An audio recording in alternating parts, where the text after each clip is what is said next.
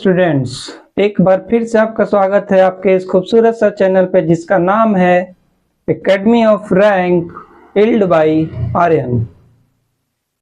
कैसे हैं आप सब? बढ़िया, मजे में चल रही है। अभी छठ पूजा की तैयारी धूमधाम से सभी लोग बिजी है और साथ साथ छठ पूजा में बिजी रहने के साथ साथ जिनका बोर्ड है वो पढ़ाई भी करते रहे, जिनका मेंस का एग्जाम है, जिनका नीट का एग्जाम है, क्योंकि छठ पूजा लगातार आते रहेंगे और ये mains exam, NEET exam, board exam आपके जीवन में एक बार आते हैं, तो इसको भी नहीं छोड़ना है और पढ़ते रहना है। पढ़ाई कंटिन्यू करके रखनी है, चाहे कोई भी फेस्टिवल है। फेस्टिवल तो आते जाते रहेंगे। तो हम लोग आज लेकर आए हैं part 2, lecture number 2, D and F block का क्लास 12 मेंस और नीट बच्चों के लिए।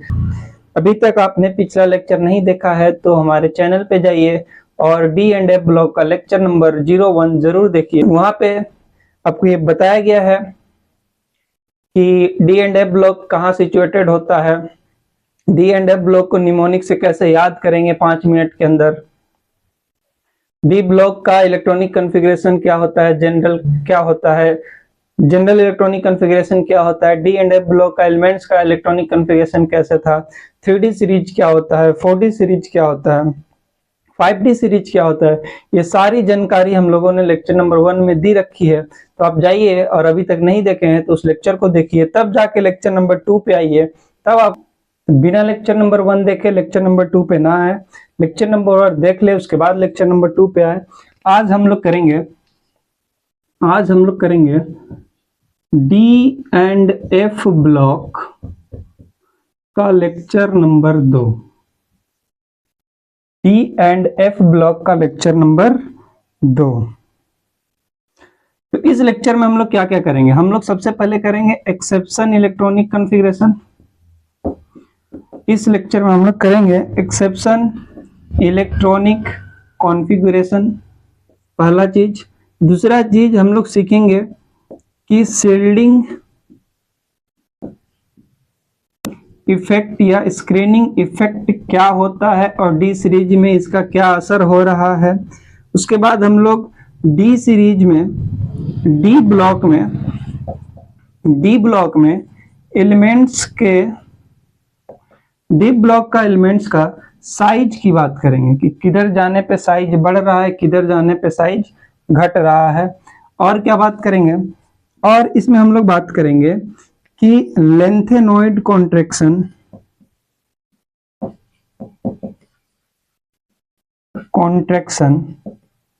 इसको भी हम लोग इस लेक्चर में समझेंगे। तो ये लेक्चर नंबर 1 देखने के बाद आइएगा तो ज्यादा समझ में आएगा, क्योंकि लेक्चर नंबर 1 में इससे पीछे जितना भी बेसिक चीजें हैं डी ब्लॉक पढ़ने के लिए, सारा चीजों को हम कवर करके रखे हुए हैं लेक्चर नंबर 1 में। हो गया। अब देखिए आगे देखिए, हम लोग स्टार्ट करते हैं। अगर थोड़ा सा हम लोग पिछले लेक्चर का प्रीव्यू देख लिया जाए। क्या प्रीव्यू क्या था कि हम लोग स्टार्ट करते थे scandium, titanium, vanadium, chromium, manganese, ferrous, cobalt, nickel, copper और जिंक। कैसे याद करते थे? शक्ति, बक्रमन, फेको, निकोजन। ये था 3D सीरीज। 3D सीरीज मतलब 4th पीरियड। उसके बाद हम लोग बात करते थे 4D सीरीज। 4D सीरीज मतलब कौन सा? 5th period. यहाँ ये कहां से स्टार्ट होता था यार, जर्नव MO है, MO तक रियो रे पर AGCD ये था। उसके बाद हम लोग 5D सीरीज याद किए थे। 5D सीरीज क्या याद किए थे? यानी 6th पीरियड का बात कर रहे हैं। 5D सीरीज में हम लोग किए थे ला, हफ्ता, डब्लू, रे, वैसे, इधर, पिटाई और होगी। ये हम लोग निमोनिक याद किए थे। और 6D सीरीज का बात अभी हम लोग नहीं करते हैं, पिछले लेक्चर में ही बताएं, क्योंकि 6D सीरीज अभी तक इनकम्प्लीट है, जब कंप्लीट हो जाएगा तो बात करेंगे। समझ में आ गया। अब हम लोग एटॉमिक नंबर पे आते हैं इसका। अच्छा, इस वाला में हम लोग एक्सेप्शन क्या क्या था, क्रोमियम एक्सेप्शन है और कॉपर एक्सेप्शन है। कॉपर का इलेक्ट्रॉनिक कॉन्फ़िगरेशन एक्सेप्शन है, क्रोमियम का एक्सेप्शन है। इधर आते हैं तो नायोबियम का एक्सेप्शन है, मोलिब्डेनम का एक्सेप्शन है, रुथेनियम का एक्सेप्शन है, रोडियम का एक्सेप्शन है, पैलेडियम का एक्सेप्शन है, एजी का एक्सेप्शन है। और इसी तरह नीचे जब आएंगे ना, तो जैसे जैसे यहाँ पे है, यहाँ पे पीटी का एक्सेप्शन है, एयू का एक्सेप्शन है, इरिडियम का एक्सेप्शन है। ये सब एक्सेप्शन इलेक्ट्रॉनिक कॉन्फ़िगरेशन देता है। क्लियर हो रहा, बात समझ में आ रहा, क्लियर हो रहा ना एकदम। अब समझिए, अब हम इसका एटॉमिक नंबर का बात कर लेते हैं। ये होता है 21, 21 में 18 जोड़ते हैं तो 39, 39 में 18 जोड़ेंगे तो ये हो गया 57। ऐसे आते हैं, यहाँ पे 21 है तो ये 22 देगा, ये 23 देगा, ये 24 देगा, ये 25 देगा, ये 26 देगा, ये 27 देगा, ये 28, 29 और जेडन का होता है 30। ये 39 है तो ये 40 देगा, ये 41, ये 42, ये 43, ये 44, ये 45, ये 46, ये 47, ये 48। बिल्कुल करेक्ट है, कैडमियम 48 होता है। अब यहाँ से लेंथेनाइड्स स्टार्ट हो जाता है। 57 के बाद ये एफ ब्लॉक में चला जाता है। एफ ब्लॉक में 14 एलिमेंट्स होते हैं, क्योंकि एफ का मैक्सिमम इलेक्ट्रॉनिक कॉन्फ़िगरेशन जब करते हैं तो मैक्सिमम इलेक्ट्रॉन कितना भर सकते हैं एफ में, 14। तो यहाँ से 14 निकल के बाहर हो जाता है। ठीक है, तो 14 बाहर हो गया तो 57 और 14 71। उसके बाद ये यहाँ से स्टार्ट होगा 72, 73, 74, 75, 76, 77, 78, 79 और ये हो गया 80। अब हम लोग एक्सेप्शन में क्या क्या किए थे, क्रोमियम का एक्सेप्शन किए थे और कॉपर का एक्सेप्शन किए थे। कि क्रोमियम कैसे हो रहा था, जो ज्यादा एलिमेंट्स के सिचुएशन में रहना चाहता है, कोई भी दुनिया में कोई भी चीज, एलिमेंट्स को छोड़ दो, सब चीज स्टेबिलिटी को पाना चाहता है, सारा कोई लोग भी यहाँ तक कि स्टेबल होना चाहते हैं, तो ये एलिमेंट्स भी स्टेबिलिटी में रहना चाहता है। तो क्रोमियम का कैसा होता था, कैसे इलेक्ट्रॉनिक कॉन्फ़िगरेशन करते हैं, ये लेक्चर नंबर 1 में मैंने पूरा सीरीज लिखवाई हुई है। 1s2, 2s2, 2p6, 3s2, 3p6 ऐसे सारा लिखवाया हुआ है, तो वहां से आप उसको रख सकते हैं। याद करने का तरीका भी सिखाया गया है। अब 6D सीरीज का तो बात करते नहीं है, तो 6D सीरीज को हटा देते हैं यहाँ से। अब देखिए, क्रोमियम का इलेक्ट्रॉनिक कॉन्फ़िगरेशन एक्सेप्शन क्यों है, क्योंकि जब क्रोमियम का 24 होता है एटॉमिक नंबर, जब एक्चुअल इसका इलेक्ट्रॉनिक कॉन्फ़िगरेशन करेंगे तो 1s2 लिखेंगे, 2s2 लिखेंगे, 2p6 लिखेंगे, 3s2 लिखेंगे, 3p6 लिखेंगे, यहाँ तक 18 कंप्लीट हो जाता है। अब 24 तक जाना है तो 4s2 लिखेंगे और 3d4 लिखेंगे। ये 20, ये 4, 24। तो ये जो डी ब्लॉक है ना यहाँ पे, अब ये डी में 4 इलेक्ट्रॉन है इसके पास, 1 2 3 4। अब ये क्या करेगा कि अगर एक इलेक्ट्रॉन कहीं से मिल जाएगा तो ये हाफ फील्ड हो जाएगा, और हाफ फील्ड होते ही ये क्या दिखाने लगेगा, स्टेबल हो जाएगा। स्टेबल होने के लिए क्या होना चाहिए, या तो फुल फील्ड होना चाहिए या तो हाफ फील्ड होना चाहिए। स्टेबिलिटी के तरफ बढ़ने के लिए एक और केस हम लोग समझेंगे, लेकिन स्टेबल हो जाने के लिए या तो हाफ फील्ड होना चाहिए या तो फुल फील्ड हो जाना चाहिए। तो यहाँ पे अगर इससे ये 1 लेता है, इससे ये 1 लेता है तो ये 5 हो जाएगा, और 5 होते ही यहाँ पे 1 बढ़ जाएगा। 1 इलेक्ट्रॉन यहाँ पे आ गया, 1 इलेक्ट्रॉन आने से ये कंप्लीट हो गया, हाफ फील्ड हो गया। हाफ फील्ड हुआ तो स्टेबल हो गया। और एस में कितना इलेक्ट्रॉन होता है, 2 इलेक्ट्रॉन। तो अभी ये फुल फील्ड था, इससे पहले 1 दे दिया, तो अभी भी ये हाफ फील्ड है। तो हाफ फील्ड होने से पहले सभी स्टेबल है, ये भी स्टेबल, ये भी स्टेबल। क्रोमियम का ये हो गया एक्सेप्शन इलेक्ट्रॉनिक कॉन्फ़िगरेशन। इसी तरह कॉपर का था, पिछले लेक्चर में हम लोग किए थे, 3D सीरीज का बात कर लिए थे। अब हम लोग बात करेंगे, अभी आगे बढ़ते हैं 4D सीरीज में एक्सेप्शन का इलेक्ट्रॉनिक कॉन्फ़िगरेशन कैसे हो रहा है। तो सबसे पहले इलेक्ट्रॉनिक कॉन्फ़िगरेशन किसका आता है, 41। नायोबियम का आ रहा है 41। तो ये 41 में कैसे करेंगे, अच्छा, इलेक्ट्रॉनिक कॉन्फ़िगरेशन एक और तरीका से करते हैं। पिछले लेक्चर में मैंने सिखाया है कि हम लोग नोबल गैस को उठा लेते हैं, उसके आगे बढ़ा देते हैं। ऐसे हमको लिखना होगा इसको, तो लिखेंगे 1s2 2s2 2p6 3s2 3p6 4s2 4p6 4p6 के बाद आता है 4d 4p के बाद आता है 5s 5s पहले आता है, 4p के बाद आता है 5s2, ये कितना हो गया 30 36 38, और यहाँ पे आ जाता है 4d3। समझ में आ रहा? 1s2 2s2 2p6 3s2 3p6 4s2 3d10 4p6 5s2 4d3, ये हो गया 41 नायोबियम का इलेक्ट्रॉनिक कॉन्फ़िगरेशन। इसको हमको लिखना है तो कैसे लिखेंगे? इस वाला में आर्गन आ रहा था इससे पहले, इस वाला में लास्ट में कितना आता है? क्रिप्टन आता है, ये आता है क्रिप्टन आता है, क्रिप्टन के बाद ज़ेनॉन आता है, फिर रेंडन आता है। तो यहाँ पर हम लिखेंगे नोबियम का एक और तरीका है लिखने का, यहाँ पे लिखेंगे क्रिप्टन, यहाँ तक कितना हो गया 36, और 36 के बाद यहाँ पे लिखते हैं 4d3 36 हो गया, तो यहाँ पे लिखेंगे 4d3 39 और 5s2। समझ में आ रहा है? ये d पहले आता है, 5 बाद में आता है, लेकिन हम लोग पहले 5 में इलेक्ट्रॉन को भरते हैं, फिर आके d में इलेक्ट्रॉन को भरते हैं, क्योंकि ऐसा बाउ प्रिंसिपल बोलता है। और ऐसा इसलिए करते हैं ताकि इसका एनर्जी लेवल इसका एनर्जी से ज्यादा होता है। अब बाउ प्रिंसिपल बोलते हैं कि जिसका एनर्जी कम होगा उसको पहले भरा जाएगा, जिसका ज्यादा होगा उसको बाद में भरा जाएगा। क्लियर है बात? अब एक्चुअल में ऐसा नहीं होता है, एक्चुअल में इसको होना चाहिए ऐसा, या तो ये वाला कर लो या तो ये वाला कर लो। तो ये छोटा है, इसको लेके चलते हैं, बार बार इतना लंबा कौन लिखेगा? तो इसको देखते हैं हम लोग। अब ये 4d3 5s2 है, एक्चुअल में ये होता है ऐसा है, यहाँ पे लिखेंगे क्रिप्टन, और ये हो जाता है 4d4, और ये हो जाता है 5s1। ये होता है नायोबियम का एक्सेप्शन इलेक्ट्रॉनिक कॉन्फ़िगरेशन। अब हम समझते हैं कि ऐसा क्यों हो जा रहा है, ये 4d4 और 5s1 ये ऐसा क्यों हो जा रहा है, ऐसा क्यों इलेक्ट्रॉनिक कॉन्फ़िगरेशन दे रहा है। अगर ऐसा दे रहा है तो इसका मतलब हम ये भी बोल सकते हैं, वो ढक्कन गिर गया,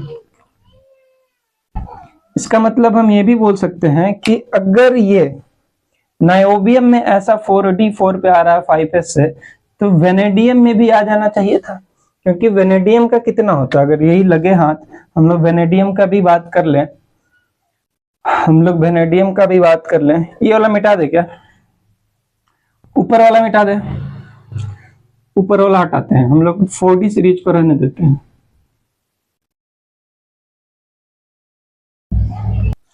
हम लोग 4d सीरीज को रहते हैं, वेनेडियम का बात कर ले, तो वेनेडियम का होता है 23। तो यहाँ पे क्या लिखेंगे, आर्गन हो गया ये 18, उसके बाद आता है 3d3 और आता है 4s2, और यहाँ पे आता है 4d4 4d3 5s2। तो इसको क्यों ना हम इसको भी ऐसे लिख लें कि ये आर्गन और ये 3d4 हो जाए और ये 4s1 हो जाए। ये गलत है, इसमें ये सही है, और इसमें ये गलत है, और इसमें ये सही है। अब ऐसा क्यों हो रहा है समझते हैं। देखिए 3d और 4s का बीच में जो एनर्जी गैप है ये होता है 172 पिकोमीटर के आसपास, और 4d और 5s के बीच का जो एनर्जी गैप होता है 162 पिकोमीटर के आसपास होता है। मतलब ये 3d से जब 4s में जा रहा है तो इसका एनर्जी, ये 4d से जब 5 में जा रहा है तो इसका एनर्जी से ज्यादा होता है, इसलिए इसका एनर्जी लेवल कम है इसके कंपेयर में। तो इसको हम लोग ऐसे इलेक्ट्रॉन जंप करके नहीं आ पाएगा, इसका एनर्जी के बीच में, दोनों के बीच में एनर्जी का गैप कम है, तो इसका इलेक्ट्रॉन इसमें ट्रांसफर करके आ जाता है, लेकिन यहाँ पे नहीं आता, इसलिए इसको हम ऐसे नहीं लिखते हैं। क्लियर है बात? इसको ऐसे ही लिखते हैं। दूसरा बात, ये 4d4 5s1, ये 4d4 क्यों आया, जब तक कि d में ये तब आता ना जब या तो स्टेबल हो जाए, या तो ये 5 कंप्लीट करा, यहाँ तो 3 था, एक आके सिर्फ 4 हुआ, ये तो ना हाफ फील्ड हुआ ना फुल फील्ड हुआ, तो स्टेबिलिटी से इसका कोई लेना देना हो नहीं रहा है। तो ऐसा क्यों हो रहा है? देखिए स्टेबिलिटी के लिए क्या बोला जाता है कि अगर कोई इलेक्ट्रॉन आने से स्टेबिलिटी के तरफ हम बढ़ रहे हैं, स्टेबिलिटी के तरफ आगे बढ़ रहे हैं। मतलब एक इलेक्ट्रॉन आया तो स्टेबिलिटी के और करीब पहुंच गए हम, हाफ फील्ड के और करीब पहुंच गए। तो हाफ फील्ड के करीब पहुंचने से क्या होगा कि ये जो पहले ये 3 था, एक आने से हाफ फील्ड के करीब पहुंचा, अभी जो ये था ना 3, इससे ये थोड़ा ज्यादा स्टेबिलिटी की तरफ बढ़ गया। मतलब ये एक आ जाने से पहले से ज्यादा स्टेबल की तरह दिखाई दे रहा है। अब इसको उम्मीद लग गया कि एक और मिलेगा तो हम पूरा स्टेबल हो जाएंगे। समझ में आ रहा है? मतलब एक रुपया जमा करके और ये आगे बढ़ने की कोशिश में है, तो ये क्या करता है, इसलिए ले लेता है। सबसे पहले रीजन तो ये है कि दोनों का बीच का एनर्जी गैप कम है, और कम है तो इसका इलेक्ट्रॉन इसमें जंप मार रहा है, और जंप मार रहा है तो ये स्टेबिलिटी के करीब बढ़ रहा है, इसलिए पहले से थोड़ा ज्यादा स्टेबल हो जाता है। इसलिए हम नायोबियम को ऐसे लिखते हैं। ये था इसका नायोबियम का एक्सेप्शन इलेक्ट्रॉनिक कॉन्फ़िगरेशन।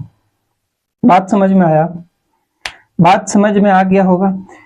इसी तरह मोलिब्डेनम का भी होता है। जैसे यहाँ पर 41 हो गया तो इस बार क्या होगा, 44 हो जाएगा। अब जैसे 44 होगा तो ये तो पूरा पूरा हाफ फील्ड हो जाएगा एक लेके, और ये भी स्टेबल, ये भी स्टेबल। तो ये तो मोलिब्डेनम का आपको समझ में आ गया हो कैसे करना है। जैसे क्रोमियम का किए थे उसी तरह मोलिब्डेनम का करना है। समझ में आ रहा है? तो मोलिब्डेनम भी नहीं बता रहे हैं, समझ में आ गया होगा आपको मोलिब्डेनम क्या हो रहा है। इलेक्ट्रॉन लेगा, देगा और आगे बढ़ जाएगा। अब हम लोग बात करते हैं रुथेनियम का, कि रुथेनियम क्या है।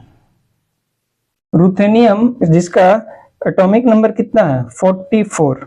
अब ये है 44 है तो कैसे लिखेंगे, पहले लिख लेंगे क्रिप्टन 36 यहाँ पे कंप्लीट हो गया। उसके बाद 5s2 देंगे तो 38 हो जाता है। अब ये 6 बच गया, यहाँ पे लिखते हैं 3d6 5s2, ये 4d6 सॉरी, ये 4d6 5s2 पे खत्म होता है ना। 4d सीरीज है तो 4d में चलेगा। क्लियर हो रहा, बात समझ में आ रहा है? समझ में आ रहा है यहाँ तक कि कोई दिक्कत है? अब समझिए इसको, ये होना चाहिए लेकिन एक्चुअल में क्या होगा। अब यहाँ पे मान लीजिए ना कि 6 है, यहाँ पे ये 6 है, 6 इलेक्ट्रॉन भरा हुआ है डी ब्लॉक में। तो अब ये डी में 6 है और एस में 2 है, मतलब ये एक अभी भी दोनों का बीच का एनर्जी गैप कम है, तो इसमें से एक जंप मार के आएगा तो ये भी 1 रुपया जमा करके थोड़ा सा स्टेबिलिटी की ओर एक कदम और बढ़ गया, एक कदम और बढ़ा, इसलिए पहले से ये थोड़ा ज्यादा फील करेगा, इसको उम्मीद जग जाएगा कि हाँ भाई चलो ऐसा ही हम पहुंच जाएंगे। तो ये क्या देगा, इसका electronic configuration, exception electronic configuration कैसा हो जाएगा, ये 4d7 और ये 5s1 हो जाएगा। बात क्लियर हो रहा, समझ में आ रहा है? अब इसी तरह हम लोग बात करते हैं रेडियम, दिखाई दे रहा है तक, इसका होता है 45। समझ में आ रहा है ना? तो यहाँ पे कितना हो जाएगा, यहाँ से पूरा का पूरा क्या दे देगा, क्या चेक करते हैं। ये हो गया क्रिप्टन 36 और ये 38 और यहाँ पे हो गया 4d7 और 5s2। ठीक है, अब ये कितना हो गया 36 और ये हो गया कितना हो गया 36 और ये हो गया 7, 43 और 2 45। अब ये देखिए D7 है, मतलब पहले से इतना है, एक इससे लेगा तो ये एक कदम और आगे बढ़ जाएगा। तो एक्चुअली में कैसा दिखाएगा, 4d यहाँ पर दिखाएगा 4d8 5s1। समझ में आ रहा है? समझ में आ रहा है? इसी तरह इसका ये भी हो गया रेडियम का एक्सेप्शन इलेक्ट्रॉनिक कॉन्फ़िगरेशन। क्लियर हो रहा होगा बात, आई होप कि क्लियर हो रहा होगा। अब हम लोग बात करते हैं पीडी का। पीडी का एटॉमिक नंबर है 46। पीडी का एटॉमिक नंबर है 46। तो पीडी का क्या होता है, इसका भी एक्सेप्शन इलेक्ट्रॉनिक कॉन्फ़िगरेशन है। ये क्रिप्टन लिखेंगे और क्रिप्टन के बाद हम क्या लिखेंगे, यहाँ पे लिखेंगे 4d8 और 5s2। ये 36 और 8 हो गया 44 to 46, लेकिन एक्चुअल में ऐसा नहीं होता है। अब ये 8 पहले से है, अब ये क्या करेगा ना, अब बोलेगा कि भाई हमको तुम 2 पूरा दे दो ताकि हम पूरा स्टेबल हो जाए। अगर ये इसे 2 लेगा तो ये डी ब्लॉक पूरा स्टेबल नहीं हो जाएगा। तो ये क्या करता है, क्रिप्टन जो है ये 4d10 बनाता है और 5s को 0 छोड़ देता है। ये इसका एक्सेप्शन इलेक्ट्रॉनिक कॉन्फ़िगरेशन है। होना चाहिए ऐसा, लेकिन होता नहीं है, ये बना लेता है ऐसा। क्यों हो रहा है, क्योंकि इसके बीच का एनर्जी बहुत कम है। 4d और 5s का बीच का एनर्जी बहुत कम है। बात क्लियर हो रहा है, समझ में आ रहा है इतना बात? आगे बढ़ा जाए। अब ऐसे ही आगे चलते रहता है, आपको शायद समझ में आ गया होगा। सेम चीज इसमें भी होता है, सेम चीज यहाँ पे भी चलते रहता है। ये भी क्या करेगा, ये भी बनाने की कोशिश करेगा। अब हमको लग रहा है कि आपको एक्सेप्शन इलेक्ट्रॉनिक कॉन्फ़िगरेशन समझ में आ गया होगा। अब आप बना भी लेंगे। क्लियर है, रीजन समझ में आ गया, कंसेप्ट समझ में आया ना, ऐसा क्यों हो रहा है। तो चलिए अब हम लोग समझते हैं कि 3D एलिमेंट्स को, 3D नहीं, पूरा डी ब्लॉक में जितना एलिमेंट्स है सबको ट्रांजिशन एलिमेंट्स भी बोला जाता है। तो हम समझते हैं कि ट्रांजिशन एलिमेंट्स क्या होता है, किसको ट्रांजिशन, कैसे पहचानेंगे कि कौन सा एलिमेंट्स ट्रांजिशन एलिमेंट्स है। क्या डी ब्लॉक में सभी एलिमेंट्स ट्रांजिशन एलिमेंट्स है? जी बिल्कुल नहीं, डी ब्लॉक में जितना है सब ट्रांजिशन एलिमेंट्स नहीं है। हम पहचानेंगे कौन ट्रांजिशन है कौन ट्रांजिशन नहीं है, तो पहचानने का हम तरीका भी समझेंगे। तो सबसे पहले लिखेंगे ट्रांजिशन एलिमेंट्स, कि ट्रांजिशन एलिमेंट्स क्या होता है, समझते हैं। इसके पीछे हम लोग दो लॉजिक देते हैं। पहला लॉजिक ये होता है कि जो डी ब्लॉक होता है उसके लेफ्ट साइड में एस ब्लॉक होता है और डी ब्लॉक का राइट साइड में पी ब्लॉक होता है। एस ब्लॉक सारा मेटल वाला ब्लॉक है और P block generally non metal वाला ब्लॉक है। इतना बात तो क्लियर है। तो बीच में जो डी ब्लॉक है ये मेटल से नॉन मेटल होते हुए इसको ये फिल कर रहा है, बीच में है ना, दोनों का बीच में है। तो ये मेटल से कैसे नॉन मेटल में चेंज हो रहा है, ये डी ब्लॉक वहां बैठ के सब कुछ देख रहा होता है, इसलिए बोलते हैं डी ब्लॉक को कि ये ट्रांजिशन एलिमेंट्स है। तो ये क्या हो रहा है, मेटल से नॉन मेटल में ये ट्रांजिशन हो रहा है और डी ब्लॉक उसको मस्त ऐसे देख रहा होता है, इसलिए इसको बोलते हैं कि ये ट्रांजिशन एलिमेंट्स है। दूसरा बात कि ट्रांजिशन एलिमेंट्स किसको बोलेंगे, ऐसा एलिमेंट्स जिसका, गौर से सुनिएगा, ऐसा एलिमेंट्स जिसका डी ऑर्बिटल, डी सबसेल में अनपेयर्ड इलेक्ट्रॉन अवेलेबल हो, ऐसे एलिमेंट्स को हम लोग बोलते हैं कि ट्रांजिशन एलिमेंट्स है। आया बात समझ में? थोड़ा सा इसमें और समझते हैं। पहला स्टेप समझ में आ गया होगा कि डी ऑर्बिटल में, डी सबसेल में अगर इलेक्ट्रॉन जाने की जगह है, मतलब उसमें अभी भी इलेक्ट्रॉन रखने की जगह है, मतलब जगह कब होगा, जब वो अनपेयर्ड होगा, मतलब डी वाला सबसेल में अनपेयर्ड इलेक्ट्रॉन है अगर, समझ में आ रहा है ना। तो ऐसे एलिमेंट्स को हम बोलते हैं कि ट्रांजिशन एलिमेंट्स है। और गौर करने वाला बात यह है कि ये एक सिर्फ और सिर्फ ग्राउंड स्टेट के लिए नहीं है। जैसे मान लीजिए किसी एलिमेंट्स का ग्राउंड स्टेट में पूरा डी ब्लॉक भरा हुआ है, लेकिन जब वो ऑक्सीडेशन स्टेट में जाएगा या एक्साइटेड स्टेट में जाएगा और वहां पर डी ब्लॉक खाली हो जाएगा, तो ऐसे एलिमेंट्स को भी हम लोग ट्रांजिशन एलिमेंट्स बोलेंगे। समझ में आ रहा है? तो क्या लिखेंगे, ट्रांजिशन एलिमेंट्स क्या है, in which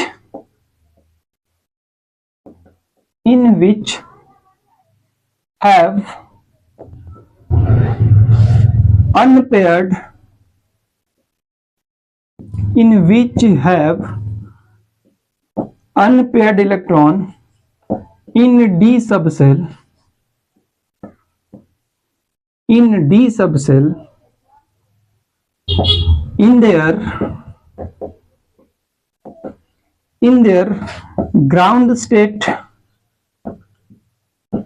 in their ground state or in their ground state or their excited state।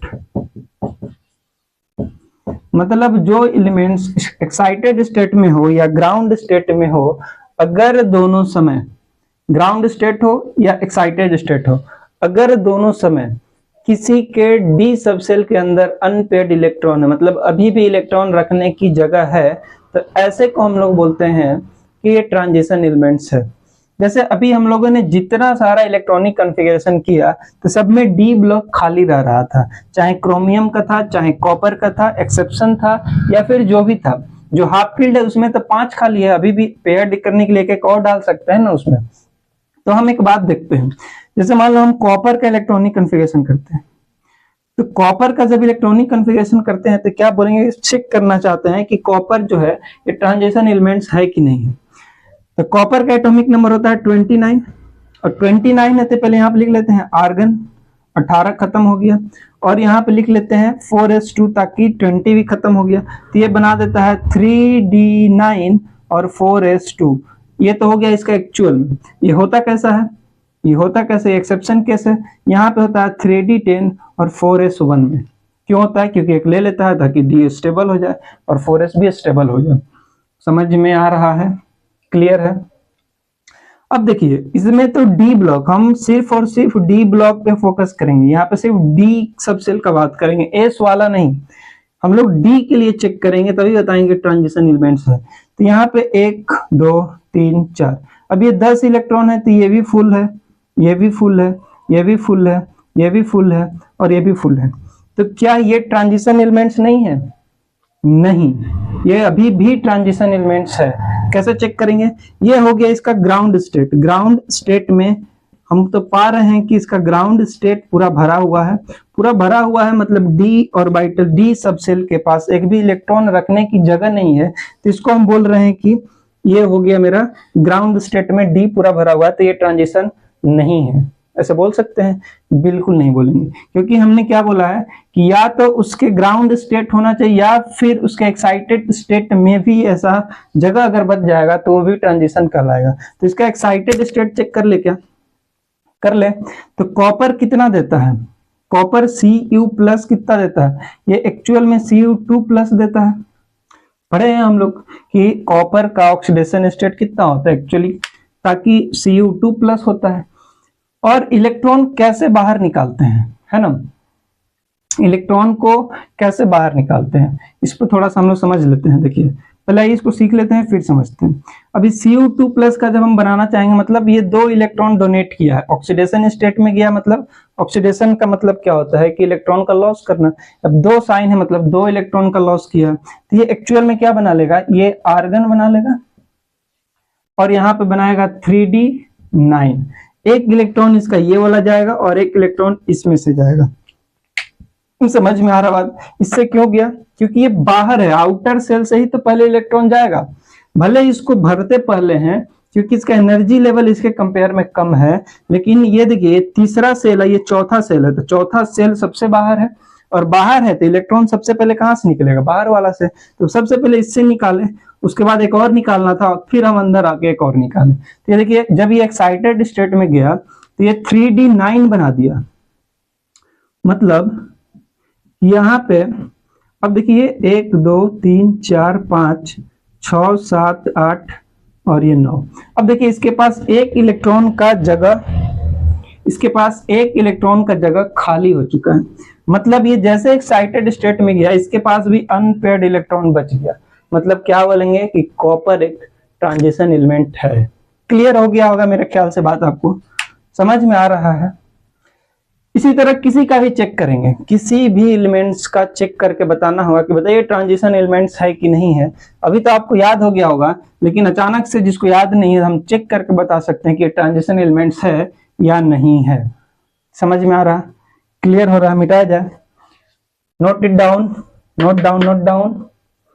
हो रहा है, कहीं दिक्कत है क्या?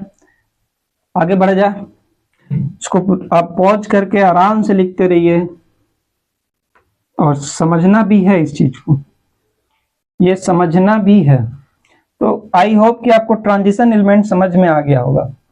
तो अब मैं पूछना चाहता हूं आपसे कि बताइए कि Zn ट्रांजिशन एलिमेंट्स है क्या, जिंक क्या ट्रांजिशन एलिमेंट्स है? मैं पूछ रहा हूं कि Zn ट्रांजिशन एलिमेंट्स है क्या, इसको बताइए कि ये ट्रांजिशन एलिमेंट्स है क्या। वीडियो को पॉज कीजिए और इसको आप आंसर दीजिए, उसके कमेंट्स में इसका आंसर जरूर दीजिए कि ये ट्रांजिशन एलिमेंट्स है कि नहीं है।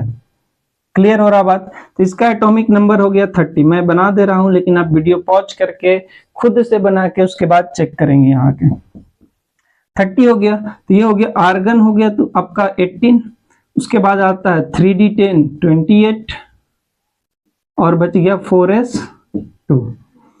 अब देखिए यहाँ पे जब ये ग्राउंड स्टेट में है ना, ये जब ग्राउंड स्टेट में है तो यहाँ पे D पूरा भरा हुआ है, यहाँ पे 10 इलेक्ट्रॉन है और 10 भरा हुआ है, तो ये ट्रांजिशन एलिमेंट्स अभी तो नहीं बोलेंगे। इसका हम लोग क्या चेक करेंगे, एक्साइटेड स्टेट या ऑक्सीडेशन स्टेट। Zn भी कितना ऑक्सीडेशन स्टेट देता है 2+। तो इसमें हम क्या करेंगे, यहाँ पे लिखेंगे आर्गन, और इलेक्ट्रॉन कहां से बाहर निकलेगा, पहले कितना इलेक्ट्रॉन निकालना, 2, और 2 कहां पे है, यहाँ पे है, पहले यहां से बाहर निकल जाएगा और ये 3d 10 बता देगा, और 10 बना दिया मतलब ये जब एक्साइटेड स्टेट में भी गया तब पर भी देखिए कितना हो गया, अभी भी इसका d ऑर्बिटल, इसका d सबसेल फुली फिल्ड है। मतलब क्या हुआ कि क्या जिंक ट्रांजिशन एलिमेंट्स नहीं है, हैं ट्रांजिशन एलिमेंट्स नहीं है, बिल्कुल नहीं है। जिंक जो है ये ट्रांजिशन एलिमेंट्स नहीं है। डी ब्लॉक में सारा ट्रांजिशन एलिमेंट्स जरूरी नहीं है, कौन बोला, हम चेक करेंगे कि कौन है और कौन नहीं है। समझ में आ रहा बात। तो ये Zn को क्या बोलते हैं, फिर Zn को क्या बोलेंगे, है तो डी ब्लॉक का। D block, S block, P block, F block कैसे डिसाइड करते हैं कि उसका लास्ट इलेक्ट्रॉन किस सबसेल में भरा जा रहा है। जैसे जिसका लास्ट इलेक्ट्रॉन एस सबसेल में भरा जाएगा वो एस ब्लॉक का हो जाता है, जिसका पी में भरा जाएगा वो पी ब्लॉक का हो जाता है, जिसका लास्ट इलेक्ट्रॉन डी में भरा जाएगा वो डी ब्लॉक का हो जाता है, और जिसका लास्ट इलेक्ट्रॉन एफ में भरा जाएगा वो एफ ब्लॉक का हो जाता है। कौन सा इलेक्ट्रॉन, लास्ट इलेक्ट्रॉन। तो यहाँ पे क्या हो रहा है कि लास्ट इलेक्ट्रॉन तो डी में ही ना भर रहे हैं हम लोग, क्योंकि 4s तो हम लोग पहले भरते हैं, लेकिन 4 जो है सेल बाद में है और 3d पहले है, लेकिन एनर्जी कम होने की वजह से हम पहले उसको भर लेते हैं फिर इसको भरते हैं। क्लियर हो रहा, बात नहीं हो रहा। थोड़ा सा देखिए यहाँ पे, थोड़ा सा देखिए कि जैसे मान लीजिए यहाँ पे न्यूक्लियस है ना, ये हो गया पहला सेल, ये हो गया दूसरा सेल, ये हो गया तीसरा सेल, ये हो गया चौथा सेल। तो यहाँ पे है 4, चौथा सेल है, ये तीसरा सेल है। अब ये 4s है और ये 3d है, तो इसका एनर्जी इससे ज्यादा होता है, लेकिन इसीलिए हम इसको पहले भर लेते हैं, उसके बाद हम इसमें जंप मार के 3d को फिल करते हैं। है तो ये बाद में, लेकिन भरते हैं इसको पहले। समझ में आ गया होगा।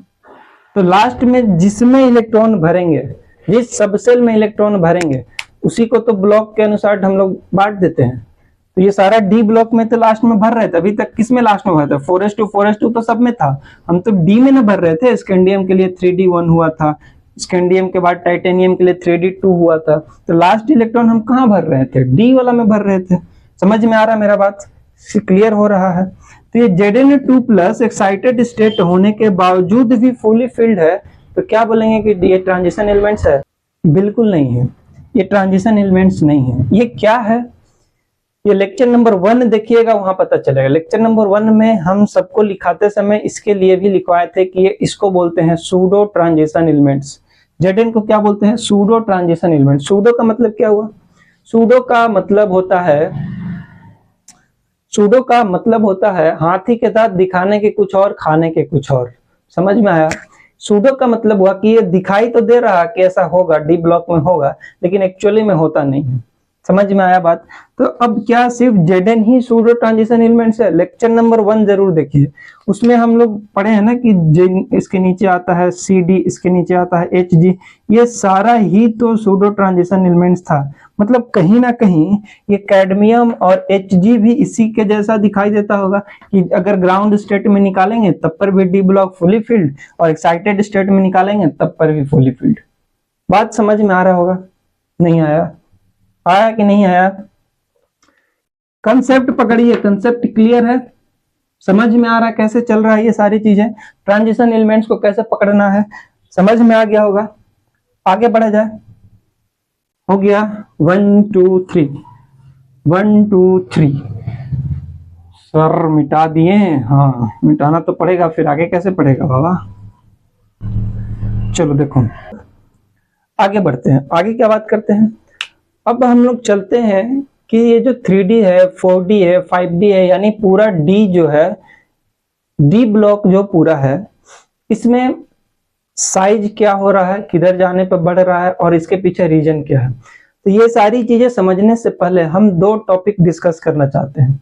एक चाहते हैं कि हमको यह पता होना चाहिए कि इफेक्टिव न्यूक्लियर चार्ज क्या होता है, और दूसरा हमको पता होना चाहिए कि शेल्डिंग इफेक्ट किसको बोलते हैं, शेल्डिंग इफेक्ट क्या काम करता है। तो सबसे पहले हम एक बात करते हैं, इफेक्टिव न्यूक्लियर चार्ज, इसको ऐसे डिनोट करते हैं, याद होगा आपको, Z मतलब एटॉमिक नंबर और इफेक्टिव न्यूक्लियर चार्ज को जेड इफेक्ट लिखते हैं नीचे में। क्लियर हो रहा? और इसका फॉर्मूला भी क्या आपको याद है? Z minus S. और ये जेड क्या होता है? Atomic number. और एस क्या होता है? Number of electron of inner shell. ये होता है जेड माइनस एस। अगर आपको अभी नहीं आता होगा तो इसको लिखिए और इसको समझाते हैं। हमको पहले से पता है, जब पीरियोडिक टेबल पढ़े थे हम लोग तो हमको पता था कि लेफ्ट टू राइट जाने पे पीरियोडिक टेबल में एटॉमिक रेडियस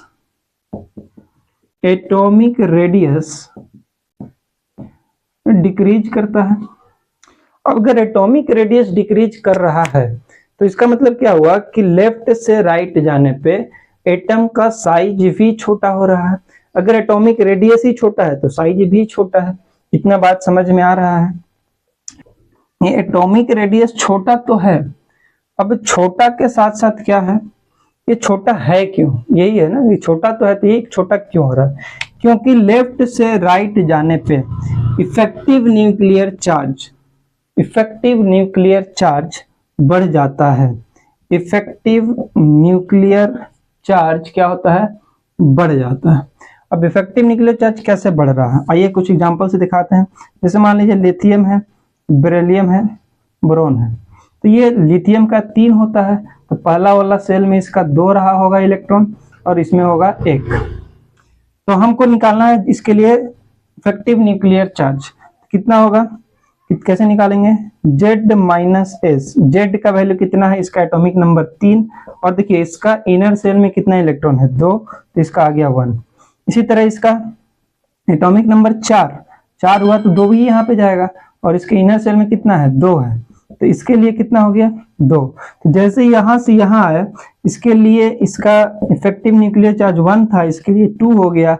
इसी तरह इसके लिए 3 हो जाएगा। तो लेफ्ट टू राइट जाने पर इफेक्टिव न्यूक्लियर चार्ज बढ़ रहा है और इफेक्टिव न्यूक्लियर चार्ज बढ़ेगा तो इलेक्ट्रॉन को अपने तरफ खींच के रखेगा, दोनों के बीच में फोर्स ऑफ अट्रैक्शन हो जाएगा, जिससे साइज क्या होता है? छोटा हो जाता है। बात समझ में आ गया? क्लियर है? आगे बढ़ जाए। इफेक्टिव न्यूक्लियर चार्ज समझ में आया, पहला फैक्टर समझ में आया। अब हम लोग दूसरा चीज समझते हैं इसका कि शील्डिंग इफेक्ट क्या है। शील्डिंग इफेक्ट बोलो या फिर स्क्रीनिंग इफेक्ट बोलो, दोनों एक ही नाम है, अलग अलग नहीं है। तो हम लोग समझते हैं कि शील्डिंग इफेक्ट है क्या। क्या शील्डिंग इफेक्ट हम लोग को समझ में आया है क्या? पहले हम लोग शील्डिंग इफेक्ट से वाकिफ है, नहीं है तो आज आपको शील्डिंग इफेक्ट समझ में आ जाएगा।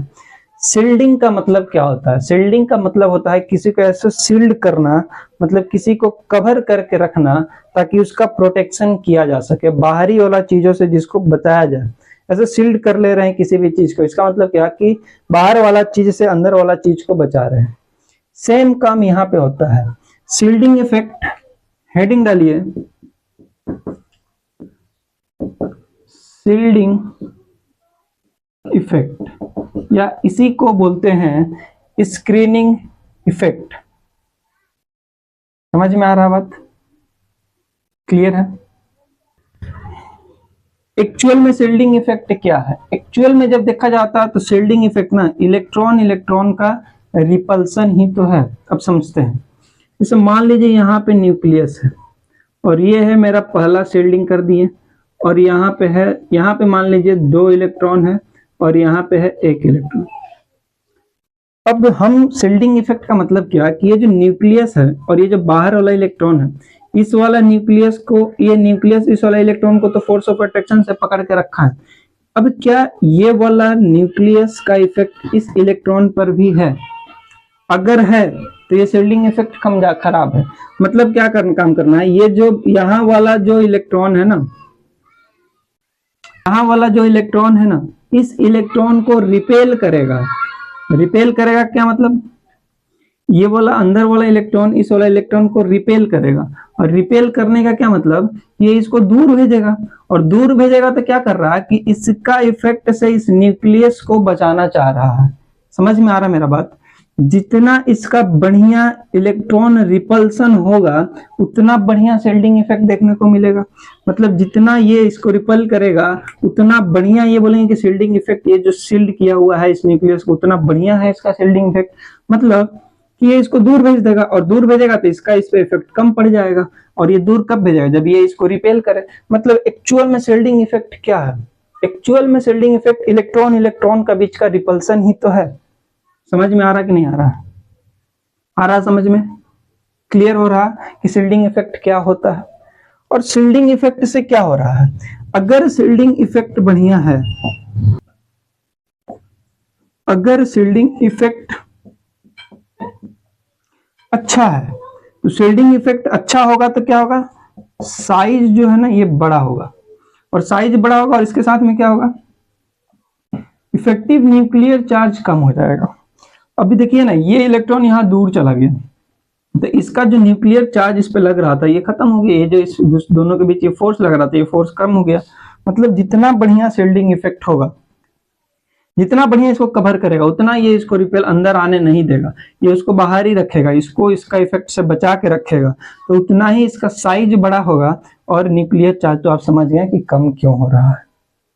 क्लियर हो रहा है बात? आ रहा है समझ में? तो हम लोग देखते हैं एक इस सेल का शिल्डिंग इफेक्ट। ऑर्डर क्या है शिल्डिंग इफेक्ट का? एस का शिल्डिंग इफेक्ट सबसे बढ़िया, फिर पी का शिल्डिंग इफेक्ट, फिर डी का शिल्डिंग इफेक्ट, फिर एफ का शिल्डिंग इफेक्ट। एस का सबसे बढ़िया क्यों है? क्योंकि एस जो होता है ना शेप में सर्कल होता है, सर्कल कितना बढ़िया से किसी चीज को प्रोटेक्ट कर सकता है।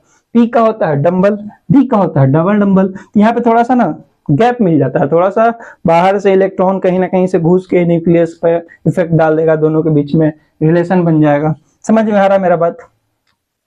और डी एंड एफ ब्लॉक का तो पुअर शिल्डिंग इफेक्ट होता है, इसका तो बहुत ही खराब शिल्डिंग इफेक्ट है, पुअर शिल्डिंग इफेक्ट। समझ में आ गई बात?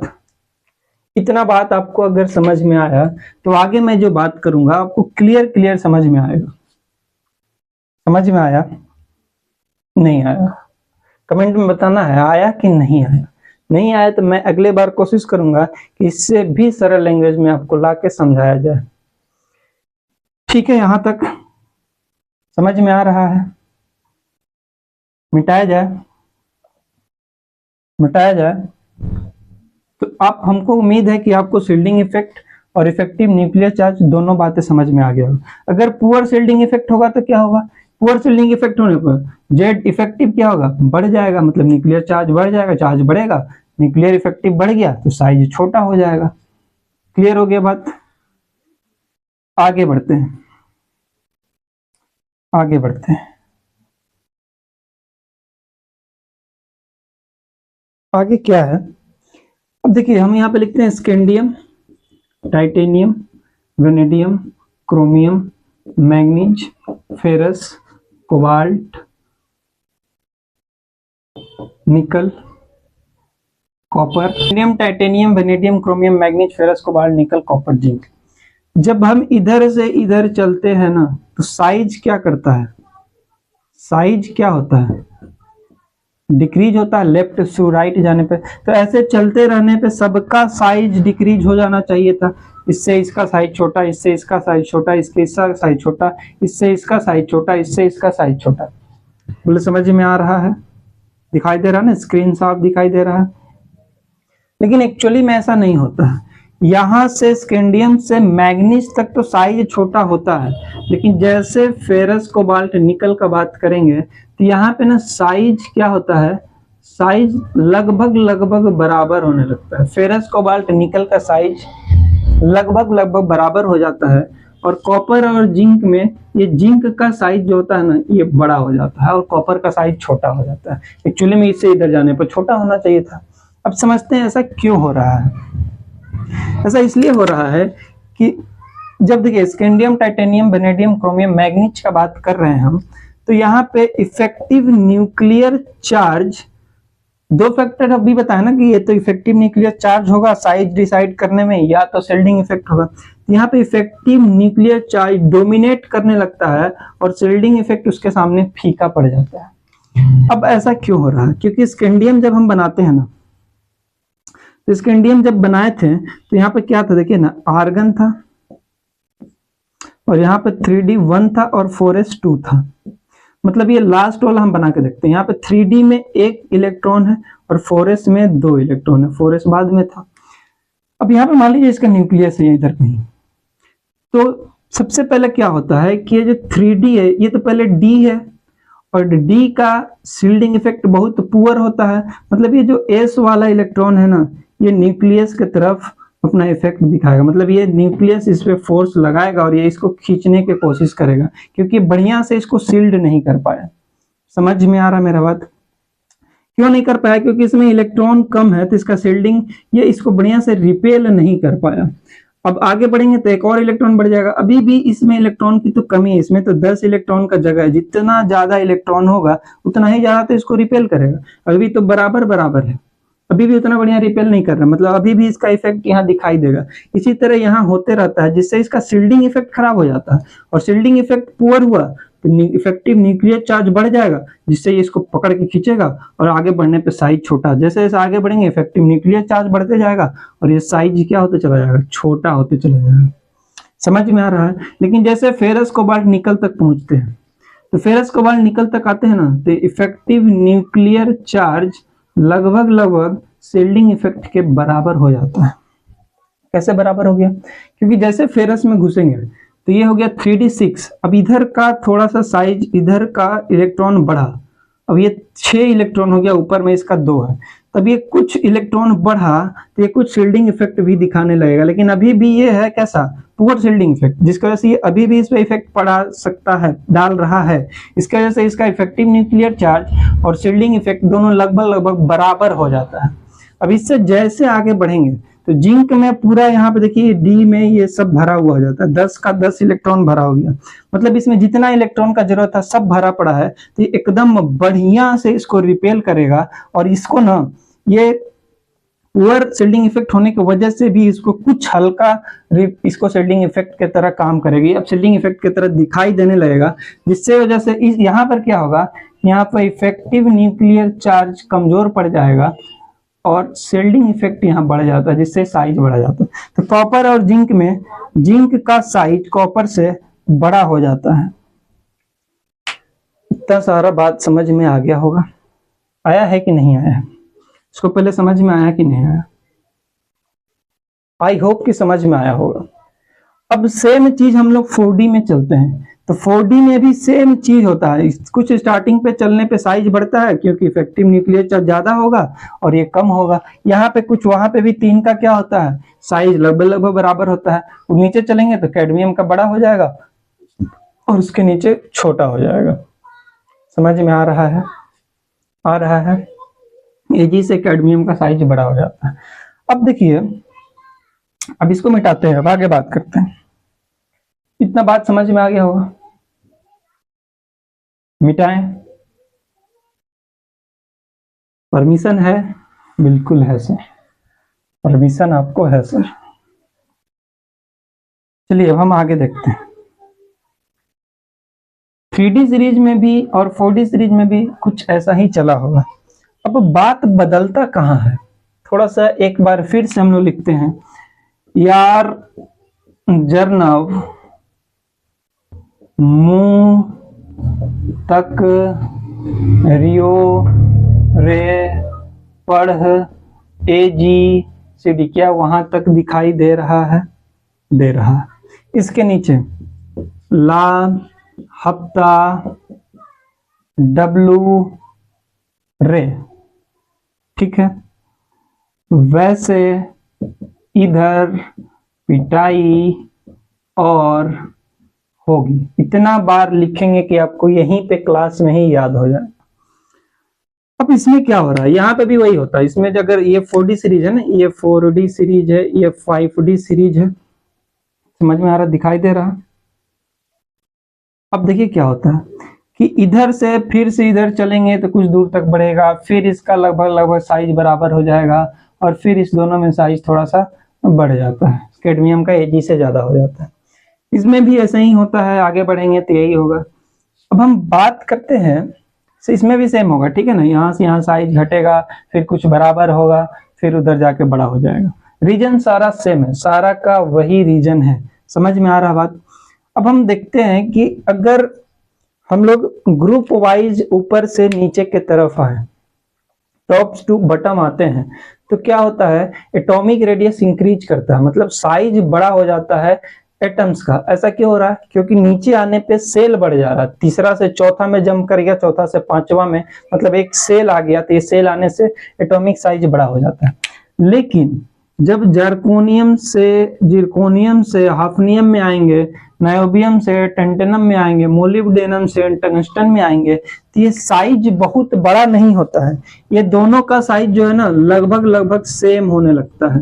3D सीरीज और 4D सीरीज में साइज बढ़ता है, लेकिन 4D सीरीज और 5D सीरीज में साइज लगभग बराबर होने लगता है। अरे अब ऐसा क्यों हो रहा है, समझते हैं इस बात को। इसके बीच में ना लेंथेनॉइड कॉन्ट्रैक्शन हो गया। वे लेंथेनॉइड कॉन्ट्रैक्शन क्या है इसको भी समझते हैं। देखिए ये होता है 39 और ये होता है 57, और यहां से जैसे आगे बढ़ेंगे ना 58 से स्टार्ट हो जाता है लेंथेनॉइड्स, यहां से स्टार्ट होता है लेंथेनॉइड्स। अब ये लेंथेनॉइड्स यहां से स्टार्ट होता है और कहां तक चलता है, ये कहां तक चलता है 71 तक। मतलब बीच में कितना एलिमेंट्स होता है, 14 एलिमेंट्स का होता है। एक ब्लॉक में ये इसको लेके 14 एलिमेंट्स हो जाता है। समझ में आ रहा है? इतना बात क्लियर हो रहा है। अब क्या होता है इसके अंदर कि जैसे ये हाफनियम है, हाफनियम में कितना से स्टार्ट होता है 72 से। मतलब ये हाफनियम का जब हम इलेक्ट्रॉनिक कॉन्फ़िगरेशन करते हैं ना, तो ये कैसे होता है, कैसे होता है, ये स्टार्ट होता है जेनॉन से और ये 4F14 पे खत्म होता है। अब उसके बाद ये जो है ना, अब ये कौन सा सीरीज में है, 5D में और 6S2 में आगे बढ़ता है। ये हो गया 54, ये हो गया तब का 68 और 270, और यहाँ पे 5D2 दिखाता है। ऐसा होता है हाफनियम का। मतलब क्या हुआ कि जो हाफनियम है ये डायरेक्ट तो डी में नहीं आया है, अभी तक जितना इलेक्ट्रॉनिक कॉन्फ़िगरेशन कर रहे थे उसमें एफ वाला नहीं आ रहा था। मतलब हाफनियम कैसा आया होगा, पहले एफ वाला से गुजरा होगा, तब जाके पूरा फिल हो गया, तब फिर से 5D में घुसा और इसका लास्ट इलेक्ट्रॉन डी में भरा रहा है, इसलिए डी ऑर्बिटल में आके ये सारा सब सेटल हो गया। ये 72 हो जाता है, ये 73 हो जाता है, ऐसे बढ़ते रहता है। Hg का 80 हो जाता है। समझ में आ रहा है मेरा बात? अब क्या हुआ, अगर एफ में चला गया तो क्या हो गया, हुआ एफ में जाने से क्या हुआ कि एफ का शिल्डिंग इफेक्ट तो डी से भी खराब है। डी और एफ का तो शिल्डिंग इफेक्ट बहुत पुअर है। मतलब शिल्डिंग इफेक्ट पुअर है तो एफ वाला में क्या होता होगा कि इफेक्टिव न्यूक्लियर चार्ज बढ़ जाता होगा, पूरा डी से भी ज्यादा हो जाता है इफेक्टिव न्यूक्लियर चार्ज। और जैसे डी से बड़ा हुआ इफेक्टिव न्यूक्लियर चार्ज, मतलब क्या हुआ कि इफेक्टिव न्यूक्लियर चार्ज बड़ा होगा तो सेंटर इलेक्ट्रॉन को पकड़ के ऐसे खींच देगा। ऐसे खींचा तो साइज का क्या हो गया, कॉन्ट्रैक्शन हो गया। और कॉन्ट्रैक्शन क्यों हुआ, क्योंकि लेंथेनॉइड से होके गुजरा है। लेंथेनॉइड्स मतलब एफ ब्लॉक से होके गुजरा है और एफ का स्क्रीनिंग इफेक्ट बहुत खराब है, जिसके वजह से इसका साइज नीचे आने पर बढ़ा नहीं, ये जिरकोनियम के लगभग बराबर हो गया। और रीजन क्या मिला कि लेंथेनॉइड से होके आया हुआ है, तो इसमें आ गया लेंथेनॉइड कॉन्ट्रैक्शन, और इसी को हम बोलते हैं कि लेंथेनॉइड कॉन्ट्रैक्शन है। बात समझ में आया होगा। लेंथेनॉइड कॉन्ट्रैक्शन क्या है, एक ब्लॉक में जाने से एफ का शिल्डिंग इफेक्ट खराब हो गया, पुअर होता है शिल्डिंग इफेक्ट। शिल्डिंग इफेक्ट खराब होने से क्या हुआ, जेड इफेक्टिव बढ़ गया, और जेड इफेक्ट बढ़ने से साइज अपने आप छोटा हो गया। अगर ये एफ ब्लॉक में नहीं जाता तो साइज बड़ा होता, लेकिन ये तो एफ ब्लॉक खो के आया हुआ है। ये लेंथेनम के बाद हाफनियम 72 पे है ना, तो फिर ये 72 पहले एफ में गया होगा, एफ भरा होगा, तब ना 5D में घुसा और 6x में घुसा। समझ में आ रहा है मेरा बात? तो इसके वजह से इसमें आ जाता है लेंथेनॉइड कॉन्ट्रैक्शन, और लेंथेनॉइड कॉन्ट्रैक्शन आने से इसका साइज लगभग सेम होने लगता है, मतलब इसका साइज सेम होने लगा, तो जो इसमें इफेक्ट हो रहा था ऐसे जाने पर बढ़ रहा, घट रहा है, फिर बराबर हो रहा है, फिर ये हो रहा है, तो इसका भी लगभग सेम हो जाता है साइज। तो ये रहा 5D का एटम्स का साइज। लेंथेनॉइड कॉन्ट्रैक्शन समझ में आया, शील्डिंग इफेक्ट समझ में आया आपको? अभी नहीं आया होगा तो वीडियो को आराम से पॉज कर करके देखिएगा, कॉपी पेन लेके बैठिएगा। सारा कंसेप्ट आपको इस वीडियो में मैं बता दिया हूं, इससे आपको क्लियर हो जाएगा। अब हम लोग, ये लेक्चर बहुत बड़ा हो जाएगा और छठ भी है, तो इस लेक्चर को हम लोग आज यहीं पे खत्म करते हैं। नेक्स्ट वीडियो में इससे आगे डी ब्लॉक का प्रॉपर्टीज लेकर आएंगे। तब तक देखते रहिए, और अभी तक हमारे चैनल से आप नहीं जुड़े हैं तो जल्द से जल्द जुड़िए, क्योंकि यहाँ पे आपको इसका सारा कंसेप्ट, सारा टॉपिक, डिफिकल्ट का जितना भी डिफिकल्ट टॉपिक है, सारा का कंसेप्ट इजी वे में एक्सप्लेन किया जाएगा, जिससे आपको आसानी से समझ में आएगा। बहुत बहुत धन्यवाद। पढ़ते भी रहिए और छठ भी मनाते रहिए। Thank you.